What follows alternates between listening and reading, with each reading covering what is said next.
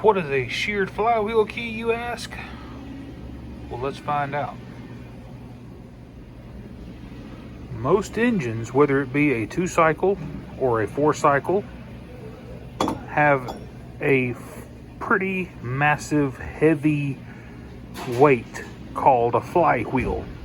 And this flywheel is spinning at the same RPMs as your crankshaft. This crankshaft is spinning at 3,600, 3,200 RPMs.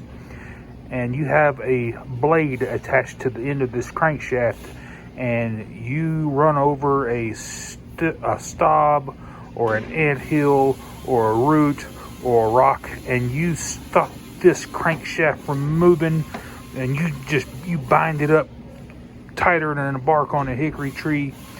Guess what though?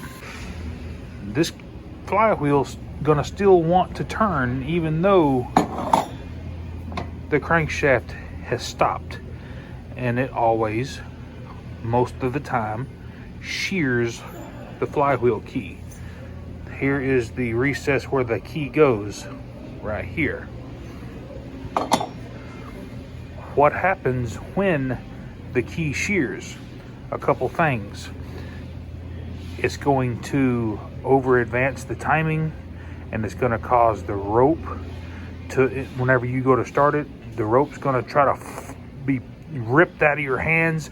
It's going to hurt like hell because the ignition timing is now off. Now, on engines that had points and condensers, when you sheared this key, you just wouldn't have any spark because it threw the points plunger timing off, and you wouldn't have any spark. But magnetron ignition or electronic ignition, it doesn't care where this flywheel is on this crankshaft. It could be 180 degrees out and it's still going to fire. These shear keys aren't always a safety net. Now, Briggs & Stratton uses a soft aluminum key to help soften that blow and hopefully shear that key without doing any damage to the crankshaft or the flywheel for that matter. So if you're mowing along and you run over something and you stop that blade real fast, probably going to be a sheared flywheel key. It don't always shear it. It can partially shear it and it still runs, but like I said, it'll pull the rope out of your hand, the starter handle. Sometimes you'll bend the crankshaft. Just be super careful when you mow and always pick up your yard. But that's the definition of a sheared flywheel key. I just thought I'd throw that little bit of information in there for you guys, since I had this apart and I could show you guys a lot easier than on an assembled engine.